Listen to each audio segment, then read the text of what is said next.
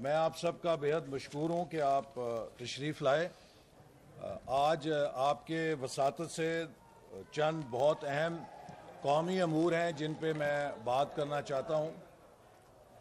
سب سے پہلی بات تو یہ ہے کہ آپ کو معلوم ہے کہ اس وقت گلگت بلتستان کے اندر انتخابی مہم جاری ہے اور 15 نومبر کو گلگت بلتستان کے اندر انتخابات منعقد ہونے ہیں۔ ہم نے اس حوالے سے اپنے تحفظات کا اظہار اس وقت کر دیا تھا جب مسلم لیگ نون کی سٹنگ حکومت پر 2 مہینے سے پہلے پابندی لگا دی گئی تھی کہ وہ کسی قسم کے جاری منصوبوں کے لیے بھی فنڈز ریلیز نہیں کر سکتی۔ جو آن گوئنگ پروجیکٹس تھے ان تک پر بھی فنڈز کی ریلیز پہ پابندی لگا کے سٹنگ گورنمنٹ کو غیر مؤثر کرنے کی کوشش کی گئی، جس پر اس وقت وزیر اعلیٰ حفیظ الرحمان نے بھرپور احتجاج کیا تھا۔ اس کے بعد مسلم لیگ نون کے اراکین اسمبلی جو گلگت بلتستان میں تھے ان پہ وفاقی حکومت نے بھرپور حملہ کیا، ہارس ٹریڈنگ کی اور تقریباً 9 کے قریب لوگوں کو مجبور کیا کہ وہ اپنی وفاداریاں بدلیں، جیسے کہ 2018 میں ساؤتھ پنجاب کے اندر لوگوں کو وفاداریاں تبدیل کرنے پہ مجبور کیا گیا تھا۔ یہی نہیں، جب نگران حکومت گلگت بلتستان میں بنی تھی تو اس نگران حکومت کو بھی وفاقی وزیر امین گنڈاپور اور وزیر اعظم ہاؤس کے الیکشن سیل کے ذریعے وہاں پر پی ٹی آئی کے افراد کو حلقوں کی بنیاد پہ نگران وزیر بنایا گیا اور انہیں ٹاسک دیا گیا کہ آپ نے ہر حلقے میں حکومت کے وسائل کو استعمال کر کے انتخابات میں حکومت کے لیے مثبت نتائج لانے ہیں۔ تو جو ایک غیر جانبدار نگران حکومت کا قیام تھا اس تصور کی دھجیاں بکھیر دی گئیں، اور پھر تمام پارٹیز کے ساتھ مل کر بیٹھ کے ضابطہ اخلاق بنایا گیا کہ الیکشن کیسے کیے جائیں گے۔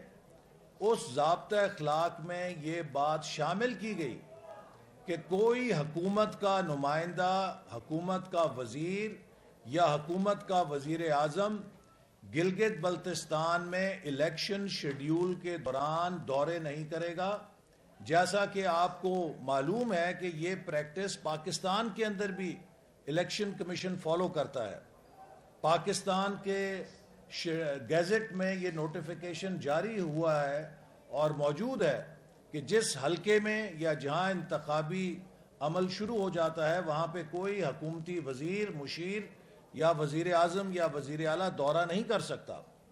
اسی طرح کا ضابطہ اخلاق گلگت بلتستان کے لیے اپنایا گیا، لیکن مجھے نہایت افسوس سے کہنا پڑتا ہے کہ آپ یہ دیکھیے 26 اکتوبر کو علی امین خان گنڈاپور وفاقی وزیر کشمیر کا پورا ٹور پروگرام ریلیز کیا گیا اور وہ 2 دن کے لیے ہر حلقے کا دورہ کر فرما رہے ہیں موصوف، اور پوری وفاقی حکومت کی مشینری جھونک دی گئی ہے گلگت بلتستان کے انتخابات میں مثبت نتائج حاصل کرنے کے لیے۔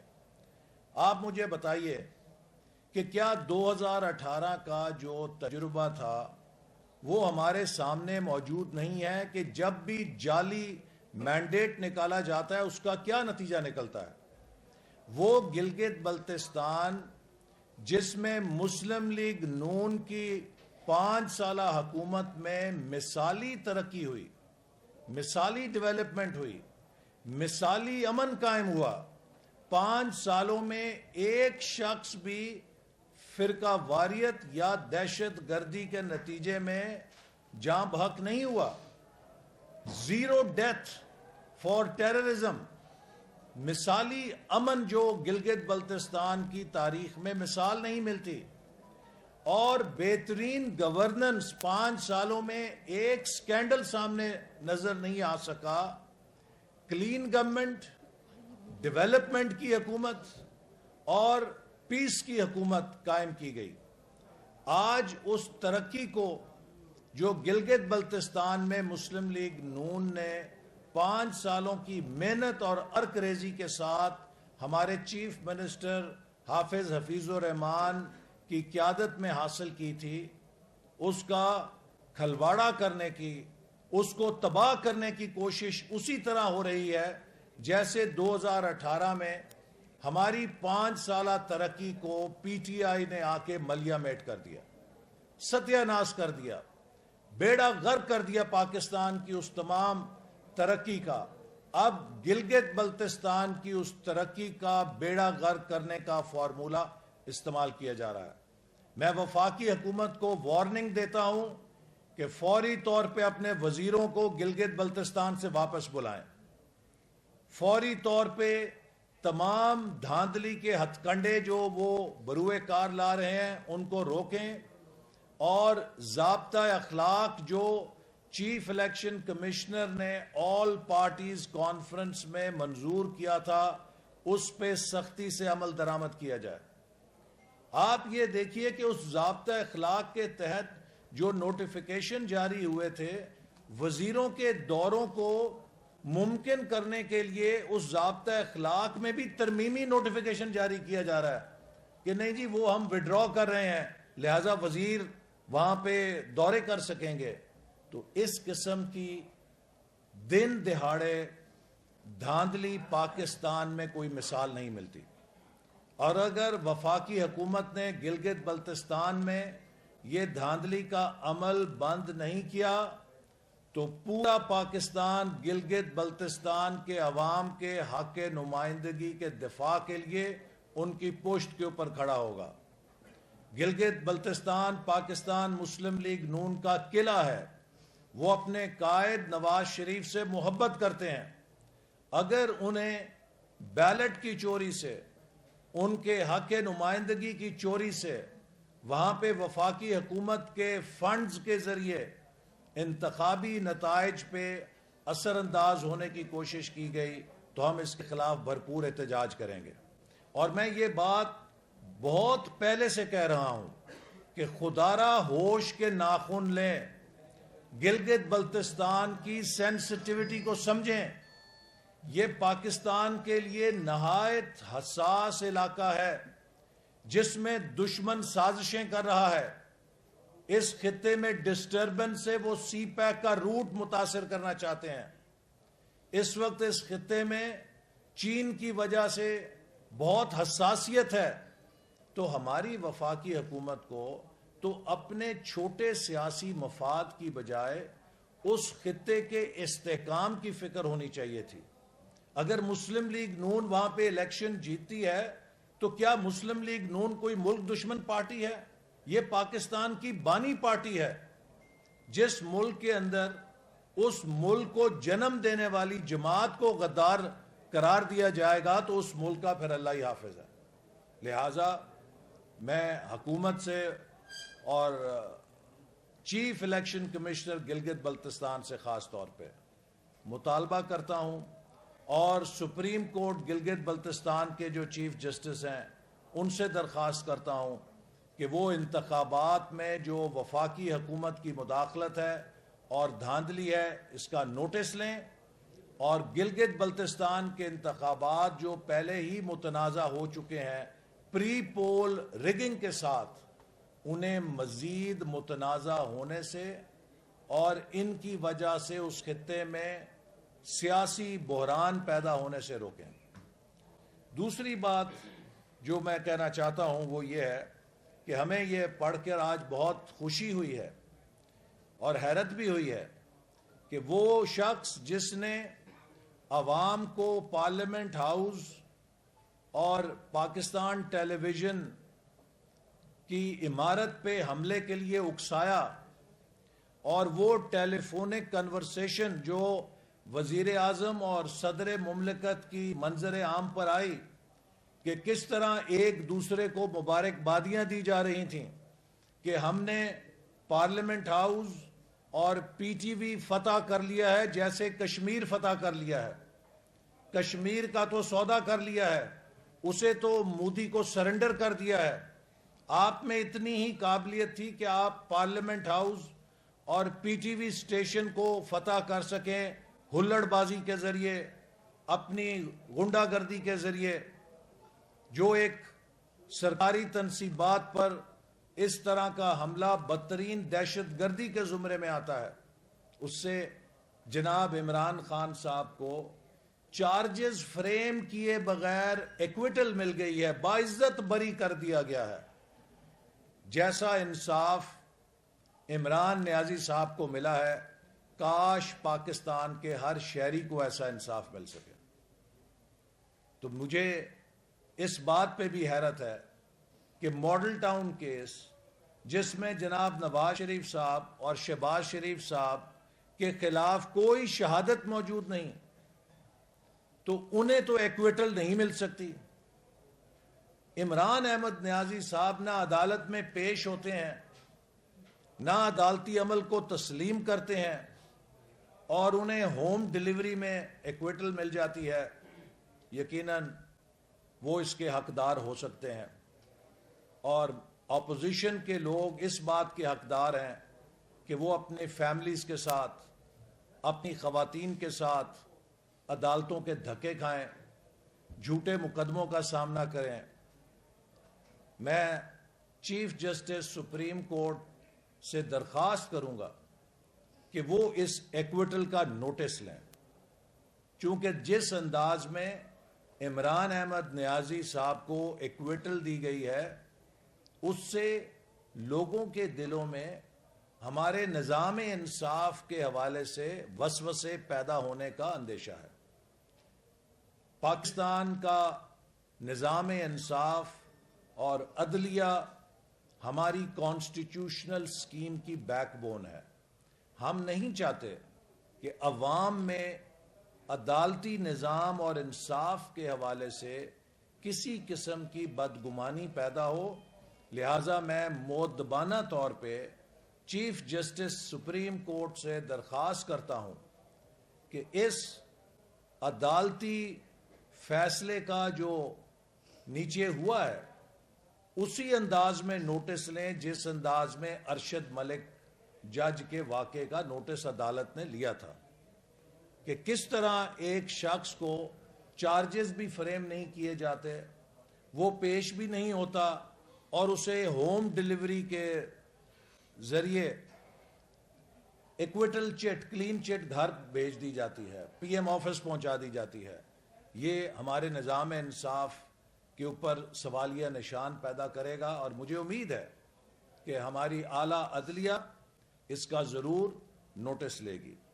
کل وزیر اعظم نے تمام اپوزیشن رہنماؤں کو جیب کترا قرار دیا، اور میں نے کل بھی کہا تھا کہ پاکستان کی تاریخ کے سب سے بڑے جیب کترے عمران احمد نیازی صاحب ہیں، جنہوں نے 22 کروڑ عوام کا مینڈیٹ قوم کی جیب کاٹ کے چرایا ہے، جنہوں نے 200 ارب روپیہ غریب آدمی کی جیب کاٹ کے اپنے شوگر مافیاز کی تجوریوں میں ڈالا ہے، جنہوں نے تقریباً 150-200 ارب روپیہ غریب آدمی کی جیب سے کاٹ کے آٹا مافیا کی جیب میں ڈالا ہے، جنہوں نے اربوں روپے غریب آدمی کی جیب کاٹ کے اپنے دوائی مافیاز کی تجوریوں میں اور بیلنس شیٹوں میں ڈالا ہے، اور اس سے اپنی جیبیں بھی گرم کی ہیں۔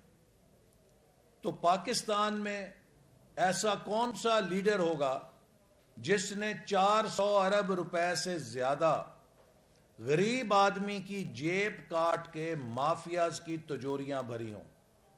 تو آپ کو کیا حق ہے کہ آپ اپوزیشن پر اس طرح کے الفاظ کسیں؟ لیکن میں جو بات کہنا چاہتا ہوں کہ اس وقت عمران احمد نیازی صاحب مکمل بوکھلا چکے ہیں، ان کے اوسان خطا ہیں، یہ بہکی باتیں کر رہے ہیں، اور جو طرز کلام عمران احمد نیازی کا ہے اور جو ان کا طرز عمل ہے، جس طرح منہ پہ ہاتھ پھیرتے ہیں، جیسے محلوں میں اوباش نوجوان ایک دوسرے کو، گلی کے نوجوان منہ پہ ہاتھ پھیر کے ایک دوسرے کو گالیاں فرماتے ہیں، ایک ایٹمی طاقت کا وزیر اعظم اسی سطح کا طرز عمل کا مظاہرہ کرے جیسے پان والے کے دکان پہ کھڑے ہو کے کوئی اوباش نوجوان دوسرے کو گالیاں دیتا ہے منہ پہ ہاتھ پھیر کے، تو اس ملک کی کیا عزت ہوگی؟ لیکن میں آپ کو یہ عرض کرنا چاہتا ہوں کہ یہ پاکستان کا المیہ ہے کہ آج پاکستان کے اوپر دھاندلی کے ذریعے ایک بیمار، انا پرست، ضدی اور نااہل شخص مسلط کر دیا گیا ہے۔ وزیر اعظم کے لیے 4 خصوصیتیں ہوتی ہیں۔ پہلی خصوصیت ہوتی ہے اس کے پاس ویژن ہو کہ اس نے کرنا کیا ہے۔ ہمارے وزیر اعظم کا ویژن کیا ہے؟ ہمارے وزیر اعظم صاحب کا ویژن یہ ہے، میں کسی کو نہیں چھوڑوں گا، میں سب کو جیل میں ڈال دوں گا۔ بھائی آپ کا ویژن ہونا چاہیے، میں نے غریب آدمی کی زندگی کیسے تبدیل کرنی ہے، میں نے مہنگائی کیسے ختم کرنی ہے، میں نے نوجوانوں کو روزگار کیسے دینا ہے، میں نے سی پیک کے ذریعے لاکھوں روزگار چین سے پاکستان کیسے لے کر آنا ہے، ری لوکیشن آف انڈسٹری کے ذریعے، میں نے پاکستان میں ٹیکنالوجی کو کیسے عام کرنا ہے تاکہ ہم ڈیجیٹل نالج اکانومی کی طرف پیش رفت کر سکیں۔ یہ ہوتا ہے پرائم منسٹر کا ویژن۔ پرائم منسٹر کا اگر یہ ویژن ہو، میں نے نہیں چھوڑنا، میں نے اس کو بھی پکڑنا ہے، میں جیلیں بھر دوں گا، جیل کی سب سے نچلی کلاس دوں گا، یہ وزیر اعظم نہیں، یہ تو دفعہ 30 کا مجسٹریٹ بھی ایسی گفتگو نہیں فرماتا۔ جس طرح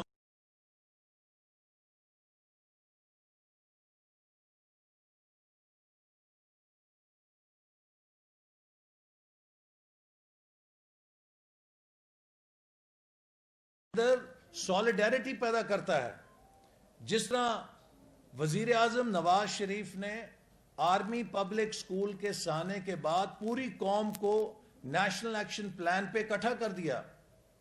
ان موصوف کو بھی جو دھرنا دے کے بیٹھے تھے عزت کے ساتھ بلایا اور سب کے ساتھ مل کر ایک قومی اتفاق رائے پیدا کیا دہشت گردی کے خلاف۔ وزیر اعظم کا کام ہوتا ہے کہ سب کو بٹھائے اور سی پیک کے اوپر اتفاق رائے پیدا کیا۔ 2 دفعہ پرائم منسٹر نواز شریف نے پوری سیاسی جماعتوں کی قیادت، پارلیمانی قیادت کے ساتھ بیٹھ کے انہیں بریفنگ دی، ان کی باتیں سنی، ان کی تجاویز کو سی پیک میں سمو کے ایک نیشنل کنسنسس بنایا، تب سی پیک کامیاب ہوا۔ لیڈرشپ کا کام ہوتا ہے کہ اگر مخالف صوبائی حکومتیں ہیں سندھ اور خیبر پختونخوا میں، ان کو بھی وفاقی حکومت اسی طرح لے کر چلے جیسے پنجاب کی اپنی حکومت کو لے کر چلتی ہے۔ یہی نتیجہ تھا کہ ہم نے توانائی کے بڑے بڑے منصوبے 4 صوبوں کے اندر مکمل کیے اور ان کو کامیابی سے عمل درآمد کیا، چونکہ پرائم منسٹر اور لیڈرشپ ایک کولیبریٹو انکلوسیو گورننس پہ یقین رکھتی تھی۔ ہم نے کبھی یہ نہیں کیا تو فلانا ہے، تو بھاگ جا، تو میرے دفتر نہیں آ سکتا۔ یہ وزیر اعظم یکجہتی کا دشمن ہے، یہ پولرائزیشن کر رہا ہے، یہ سیاسی میدان میں بھی انتشار پھیلا رہا ہے اور معاشی میدان میں بھی انتشار پھیلا رہا ہے اور خارجی میدان میں بھی انتشار پھیلا کے پاکستان کے تمام دوست ممالک پاکستان سے کاٹ دیے ہیں۔ آج کوئی ملک پاکستان کے ساتھ مسئلہ کشمیر پہ کھڑا نظر نہیں آتا۔ کہاں ہیں ہمارے دوست؟ سب ایک ایک کر کے ہمیں چھوڑ گئے ہیں، اس لیے کہ یہ وزیر اعظم یکجہتی کا، انکلوسیونیس کا، تعلق بنانے کا وزیر اعظم نہیں ہے، یہ تعلق بگاڑنے کا وزیر اعظم ہے، یہ انتشار پیدا کرنے کا وزیر اعظم ہے، یہ ہر کسی کے پیچھے لٹھ لے کے بھاگنے کا نام ہے عمران خان۔ آج پاکستان تنہا کھڑا ہے، ملک کے اندر بھی انتشار ہے اور باہر بھی انتشار ہے۔ تیسری چیز ہوتی ہے وزیر اعظم کی کہ وہ ٹیم ورک کرتا ہے، وہ ٹیم ورک کے ذریعے اپنے ویژن پر عمل درآمد کرتا ہے۔ آج آپ دیکھ لیجئے کہ وزیر اعظم نے باہر ٹیم کیا بنانی ہے، اپنی پارٹی کے اندر جوتو جوتی ہو رہے ہیں لوگ، اس کے اپنے ایم این ایز کہہ رہے ہیں کہ جتنی کرپشن آج ہے پاکستان میں اتنی پاکستان کی تاریخ میں کبھی نہیں تھی۔ پرائم منسٹر کی اپنی کیبنٹ کے اندر لوگ جوتی جوتی ہو رہے ہیں، ایک دوسرے کے خلاف تقریریں کر رہے ہیں۔ تو یہ حکومت تو خود اپنی ٹیم نہیں ہے، یہ ٹیم پاکستان کہاں سے بنا سکتی ہے؟ وزیر اعظم کا فرض ہے کہ وہ ایز چیف ایگزیکٹو ایک براڈ بیس ٹیم پاکستان بنائے، پاکستانی نیشن کو ٹیم کی لیڈرشپ دے۔ یہ تو اپنی پارٹی کٹھی نہیں رکھ سکتا. اس کے اندر روزانہ جھگڑے آپس میں سامنے آتے ہیں, اور آپ نے دیکھا ہے کہ ایک نیلے پیلے مشیروں کا ملغوبہ ہے. کوئی کوہیرنس نہیں ہے کیبنٹ کے اندر, حکومت کے اندر, لہذا کچھ بھی نہیں. پھر چوتھی چیز وزیر اعظم کی ہوتی ہے وہ ڈیلیوری کرے, وہ نتائج نکال کے دکھائے. ہمارے حکومت میں وزیر اعظم نواز شریف کی حکومت نے 11,000 میگا واٹ بجلی لگا کے دکھائی, 2,000 کلومیٹر موٹر وے تعمیر کر کے دکھائے. پاکستان کے سب سے اہم منصوبے سی پیک کو بغیر کسی اتھارٹی کی طاقت کے, ووٹ کی طاقت کے ذریعے 29 ارب ڈالر کی سرمایہ کاری ہم جیسے مسکینوں نے زمین پہ کھڑی کر دی. میں نے جب سی پیک کو لیا تو ایک کورا کاغذ تھا. الحمدللہ 29 ارب ڈالر کے منصوبے بنائے, کامیابی سے چلائے, زمین پہ کھڑے کیے. کوئی سی پیک اتھارٹی نہیں تھی. آج سی پیک اتھارٹی کے نام پہ ایک نیا ناٹک رچایا جا رہا ہے, چونکہ اپنے من پسند لوگوں کو نوازنا ہے. اور سی پیک اتھارٹی سی پیک منصوبے کو سیبوتاج کرنے کا نسخہ ہے, اس لیے کہ اس کے ذریعے ایک نئی بیوروکریسی پیدا ہو جائے گی, ایک ایسی نئی لیئر آ جائے گی جس سے اتھارٹی اور لائن منسٹریز کے درمیان بد اعتمادی بھی ہوگی, کھچاؤ بھی ہوگا, اور دو ملاؤں میں مرغی حرام ہو جائے گی. وزارتوں اور اتھارٹی کے درمیان سی پیک بیچارہ یتیم ہو جائے گا. تو اس طرح منصوبے نہیں چلتے ہیں کہ آپ اپنے عہدوں پہ قبضہ کرنے کے لیے لڑیں, اپنے من پسند لوگوں کو عہدے دینے کے لیے اتھارٹیاں بنائیں اور ان پر ایسے لوگوں کو لگا دیں کہ جو متنازع ہیں, متنازع ترین ہیں. تو اس سے سی پیک کو آپ تباہ کرنا چاہ رہے ہیں, سی پیک کو آپ کامیاب نہیں کرنا چاہ رہے, اسے ناکام کرنا چاہ رہے ہیں. ہم نے تو کسی اتھارٹی کے بغیر سی پیک کی کامیابی کو پوری دنیا میں منوایا, اور 2018 میں 17-18 میں سی پیک پاکستان کے لیے سرمایہ کاری کا مقناطیس بن گیا تھا. امریکہ کے سفیر سے لے کر یورپین ممالک کے سفراء, مشرق وسطی کے سفراء, سینٹرل ایشین ریپبلکس کے سفراء, جاپان اور ایسٹ ایشیا کے سفراء, سب امبیسڈرز آ کے ایک بات کرتے تھے, excellency, how can we join CPEC, how can we make investments in CPEC. Pakistan ایک انویسٹمنٹ ڈیسٹینیشن بن گیا تھا, اور آپ نے کیا کیا ہے, 2 سالوں میں پاکستان کو انٹرنیشنل بیگر بنا دیا ہے. From international investment destination Pakistan کو آپ نے ایک انٹرنیشنل بیگر بنا دیا ہے کہ ہمارا وزیر اعظم کشکول لے کر جو کوئی دوست ملک ہے اس کے پیچھے بھاگ جاتا ہے, مجھے پیسے دے دو. نتیجہ یہ ہے کہ دوست ملکوں نے سائڈ کرنی کترانی شروع کر دی ہے کہ یار یہ نال آنکھ نہ ملاؤ, پتہ نہیں اور پیسے مانگ لے گا. پاکستان سے کون چلے گا اس طرح کہ اگر پاکستان نے اپنے ہر دوست ملک سے پیسے ہی مانگنے ہیں فقیروں کی طرح, تو ہماری کیا عزت رہ جائے گی. آج ہماری نیشنل ڈگنیٹی کو پارا پارا کر دیا اس شخص عمران خان نے. اس کی ناکام اقتصادی پالیسی نے اس پاکستان کو, اس ایٹمی پاکستان کو جس کی سی پیک کی وجہ سے ایک عالمی ساکھ بنی تھی, عالمی عزت بنی تھی, اس پاکستان کی ڈگنیٹی کو تباہ و برباد ریزہ ریزہ کر دیا ہے. He's turned Pakistan into a beggar. نتیجہ یہ کوئی ملک ہمارے قریب آنے کے لیے تیار نہیں کہ ان سے ہاتھ ملایا تو پتہ نہیں کتنے پیسے مانگ لیں گے. بھئی ایسے ملک نہیں چلتے خدا کے لیے. یہ ایک ایسا ملک ہے, اس کے اتنے وسائل ہیں کہ یہ کسی کا محتاج نہیں ہو سکتا, یہ سیلف ریلائنٹ نیشن ہو سکتا ہے. آج 2 سالوں میں ہم اپنے لیے گندم پیدا کرنے کے قابل بھی نہیں رہے, اپنے لیے چینی پیدا کرنے کے قابل بھی نہیں رہے, وہ بھی ہم امپورٹ کر رہے ہیں ان کی نالائکی اور نااہلیوں کی وجہ سے. تو لہٰذا میرا آج یہی پیغام ہے حکومت کو کہ فوری طور پہ گلگت بلتستان میں دھاندلی بند کرو اور اپنے وزیروں کو وہاں سے واپس بلاؤ, اور اپنی زبان کو لگام دو, اور اپوزیشن کو غداری کے سرٹیفکیٹ دینے کی بجائے اپنے گریبان میں جھانکو اور دیکھو اور قوم کو جواب دو تم نے کشمیر کیوں دیا ہے.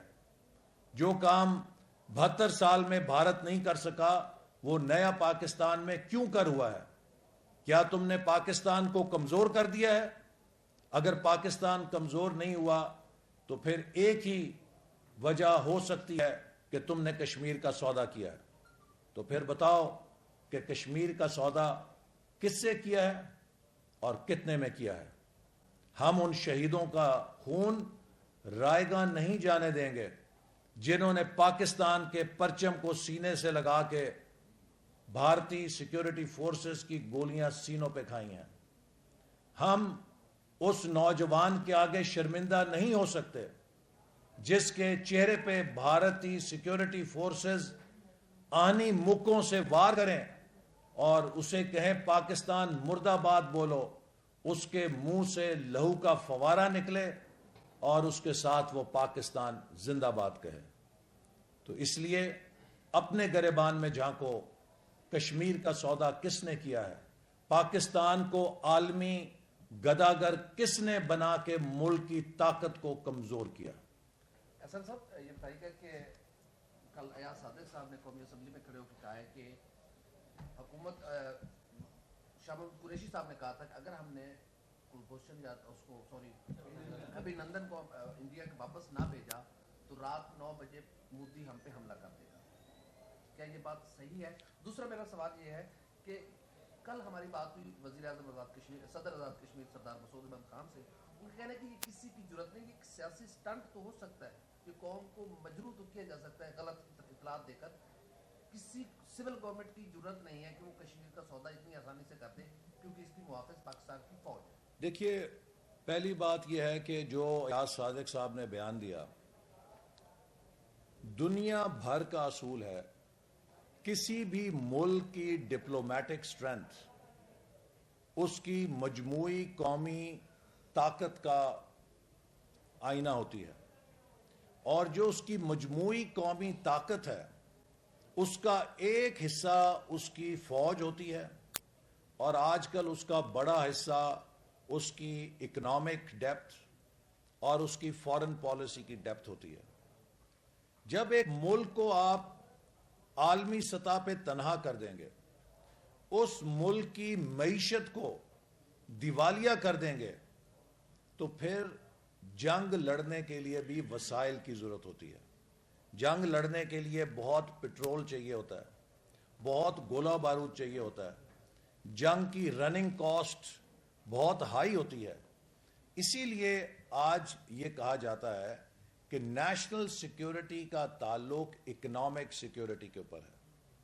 تو کسی ملک کی اکنامک سیکیورٹی کو اگر کمزور کر دیا جائے تو یقیناً اس کی ڈپلومیٹک آپشنز بہت لمیٹڈ ہو جاتی ہیں. اور یہی ہم بار بار کہہ رہے ہیں کہ آج پاکستان کا سب سے بڑا چیلنج پاکستان کی اکنامک سیکیورٹی ہے. اگر ہماری اکنامک سیکیورٹی بحال نہ ہوئی تو ہمارے ٹینک، میزائل، ایٹم بم کسی کام نہیں آ سکے گا. سوویت یونین کی مثال ہمارے سامنے ہے. تو اس لیے یہ بات جو ہے اس میں کوئی ایسی غیر منطقی بات نہیں. جہاں تک کشمیر کا معاملہ ہے، یہ وفاقی حکومت کی ذمہ داری ہے. آپ بتائیے کیوں بھارت نے، میرے 2 سوال ہیں کہ کیوں بھارت کو کیوں کر جرت ہوئی کہ وہ عمل اس نے آج اٹھایا عمران خان کی حکومت میں جو وہ کمزور سے کمزور نگران حکومت کے دور میں بھی پاکستان میں نہیں اٹھا سکا. پاکستان میں آتی نہیں نگران حکومتیں، کمزور حکومتیں، مضبوط حکومتیں، جمہوری حکومتیں، مارشل لاء حکومتیں. نہ بے نظیر بھٹو کی حکومت میں، نہ نواز شریف کی حکومت میں، نہ شاہد خاقان کی حکومت میں، نہ محمد خان جنیجو کی حکومت میں کبھی کسی کی حکومت میں بھارت کو جرت نہیں ہوئی تھی کہ وہ کشمیر کے متنازع حیثیت کو تبدیل کر سکے. اور دوسری بات، ہم نے 1.25 سال ہو گیا ہے، کیا کیا ہے؟ یہ مودی نے کوئی اچانک آسمان سے کوئی معجزہ تو نہیں کر دیا. زمین پر اشارے موجود تھے. اس کے الیکشن مینیفیسٹو کے اندر یہ شامل تھا، وہ یہ کرے گا. ہمارے وزیر اعظم نے دعا دی اسے کہ جی آپ ضرور جیتیں اور یہ کام کریں، ہم آپ کے مددگار ہوں گے. آپ نے کیوں اس کو وش کیا؟ الیکشن کے فوراً بعد بی جے پی مقبوضہ کشمیر کے صدر نے کہا ہم یہ کرنے جا رہے ہیں 2 مہینوں میں. ہم نے کیا کیا؟ سفارتی سطح پہ کچھ نہیں کیا. بھارت نے 2 سے 3 لاکھ فوجیں مقبوضہ کشمیر میں اتار دیں یہ کام کرنے سے پہلے. یقیناً فوج نے رپورٹیں پرائم منسٹر ہاؤس کو دی ہوں گی کہ اس کے اوپر ہمیں کچھ کرنا چاہیے. یہ پرائم منسٹر آفس کا کام تھا کہ وہ اس پہ کوئی حکمت عملی بناتے. لیکن ہم نے بھارت کی 2 لاکھ فوج جو اتری مقبوضہ کشمیر میں اس کا بھی نوٹس نہیں لیا. پھر ان کا جو نیشنل سیکیورٹی ایڈوائزر ہے وہ 15 دن پہلے خود نگرانی کرنے مقبوضہ کشمیر سری نگر بیٹھ گیا. ہم اس پہ بھی خاموش رہے. ہماری وزارت خارجہ نے کیا کیا؟ تو میں کیسے مان لوں کہ اس حکومت کا کوئی گناہ نہیں ہے اس کے اندر؟ یہی حکومت ذمہ دار ہے پاکستان کو کمزور کرنے کی اور مودی کو شہ دینے کی. اس نے اتنا بڑا کام کیا اور پھر 1.25 سال ہو گیا سوائے سرینا ہوٹل پہ ایک ٹائمر لگا دیے کتنے دن گزر گئے ہیں یا سوشل میڈیا کا ٹرینڈ بنانے کے اس حکومت نے کیا کیا؟ آپ OIC کے اجلاس نہیں کر سکے, آپ اسلامی ممالک کے وزراء خارجہ کو اکٹھا نہیں کر سکے, آپ کوئی خاطر خواہ دباؤ بین الاقوامی نہیں کر سکے. وزیر خارجہ نے کتنے ملکوں کا دورہ کیا ہے؟ وہ اپنی پہنتے ہیں ملتانی ٹوپی اور ہر اتوار کو چھٹی ویکینڈ پہ ملتان میں اپنے مریدوں کے ساتھ کھڑے ہو کے ایک پریس کانفرنس فرما دیتے ہیں کشمیر کے اوپر. بھئی آپ کو تو سیکیورٹی کاؤنسل کے ممبر ممالک کا دورہ کرنا چاہیے تھا, یورپین ممالک میں جانا چاہیے تھا, دنیا کے تھنک ٹینکس میں جانا چاہیے تھا. ہمارا وزیر خارجہ تو 70% ٹائم ملک سے باہر گزارتا, جا کے لیکچر دیتا, دنیا کو جگاتا, کشمیر کا چیمپئن بنتا. وزیر اعظم صاحب نے کہا میں سفیر بنوں گا. آپ بتائیے آپ نے سفیر بن کے کتنے ملکوں کا دورہ کیا کہ جی میں کشمیر کے 1 پوائنٹ ایجنڈا پر آیا ہوں؟ آپ کتنے اسلامی ممالک میں گئے ہیں کہ جناب میں کشمیر کا 1 پوائنٹ ایجنڈا لے کر آیا ہوں, برائے مہربانی اس کا نوٹس لیں, ہمارے ساتھ بات کریں؟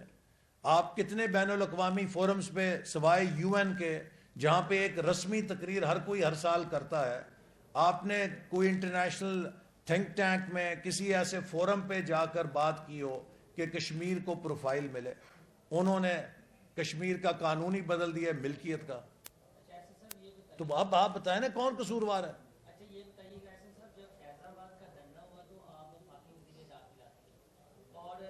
سوشل میڈیا نے ساری چیزیں دیکھی کہ وہاں پر کیا ہوا.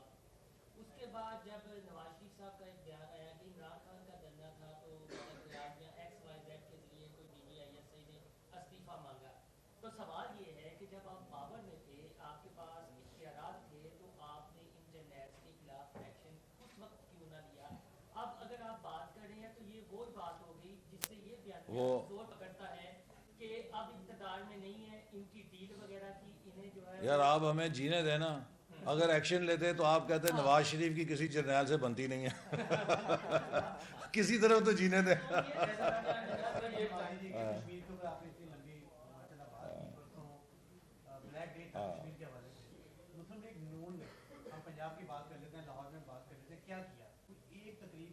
نہیں ہم نے کیا, ہم نے نہ صرف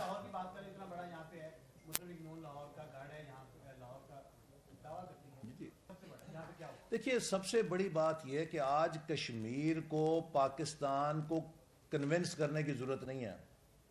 پاکستانیز آر کنونسڈ. ہم پاکستانی قوم پوری کی پوری کشمیر کے عوام کے پیچھے کھڑی ہے. آج کشمیر کے عوام ہم سے یہ توقع نہیں رکھ رہے کہ جی ہم نے لاہور میں یا کراچی میں ریلی نکالی ہے, ہم تو 100 ریلیاں بھی نکالیں ان کا کوئی فرق نہیں پڑے گا. آج کشمیر کے عوام ہم سے یہ توقع رکھ رہے ہیں کہ ہم بین الاقوامی سفارتکاری کے ذریعے بھارت کے ان مظالم کا راستہ روکیں. ہم بین الاقوامی فورمز کے اوپر جو کشمیر میں ظلم ہو رہا ہے اس کو اجاگر کریں. ہم سفارتکاری کا پورا وزن ڈالیں ان کی پشت کے اوپر, جس سے ان کے انسانی بنیادی حقوق بحال ہو سکیں جو ایمرجنسی یا انیکسیشن کے بعد وہاں پہ سلب کیے گئے ہیں. تو لہٰذا آج کشمیر کی مدد یقیناً اپوزیشن زیادہ سے زیادہ اس پہ قراردادیں کر سکتی ہے, مذاکرے کر سکتی ہے, اس سے کوئی فرق نہیں پڑے گا. آج کشمیر کو حکومت پاکستان کی مدد کی ضرورت ہے کہ ہماری حکومت کیا کر رہی ہے. ہم تو وزارت خارجہ اپوزیشن کے متحد تو نہیں ہے نا, جو قومی ادارے ہیں وہ ہمارے متحد تو نہیں ہیں. تو جو پاکستان کی ریاست ہے اس کی طرف ان کی نگاہیں ہیں, پاکستان کے انتظامی ڈھانچے کی طرف ان کی نگاہیں ہیں کہ وہ مدد کریں. یہ بتا دیجیے گا کہ بھارت کا بیانیہ ہے کہ پاکستان میں جو کچھ ہو رہا ہے, جو کچھ کروایا جا رہا ہے, اس کے پیچھے فوج ہے, یہ حکومت بھی کٹ ہوتی ہے بھارت سے شمال سے بیانیہ, اور یہی بیانیہ پاکستان مسلم لیگ کا ہے, اور یہی بیانیہ نواز شریف کا ہے. یہ تو آپ اپنی سب سے پہلے درست بیانیہ کون سا ہے آپ اپنی تصحیح کر لیں. پاکستان مسلم لیگ نون کا اور نواز شریف کا یہ بیانیہ یہ ہے کہ پاکستان کو اس کتاب کے اوپر چلاؤ جو کتاب پاکستان کی سپیکس بتاتی ہے. آپ کار خریدتے ہیں نا, اس کے ساتھ ایک کتاب آتی ہے کہ یہ پیٹرول انجن ہے, اس کو پیٹرول ڈالنا, اگر ڈیزل ڈالو گے انجن جم ہو جائے گا. اسی طرح ہر ملک کے لیے ایک کتاب ہوتی ہے, اس کتاب پہ ملک کو چلایا جائے وہ کامیاب ہوتا ہے, اس کتاب سے ہٹ کے چلایا جائے وہ ناکام ہوتا ہے. اگر اس آئین کی کتاب میں لکھا ہے کہ پاکستان کے مشین یا انجن میں ووٹ کا تیل ڈالو گے تو وہ چلے گا, اس ووٹ کی جگہ اگر آپ مارشلہ کا تیل آمیزش کر دیں گے تو ایسے یہ ہے کہ پیٹرول گاڑی میں ڈیزل ڈال دیں, وہ نہیں چلے گا, فیل ہو جائے گا. تو ہم تو یہ کہہ رہے ہیں نمبر 1 پاکستان کو اس کے آئین کے مطابق چلاؤ. پاکستان کے آئین میں جو مختلف اداروں کے حدود لکھے ہیں ان کے مطابق تمام ادارے اپنا کام کریں. پاکستان میں قانون کی حکمرانی کو یقینی بناؤ.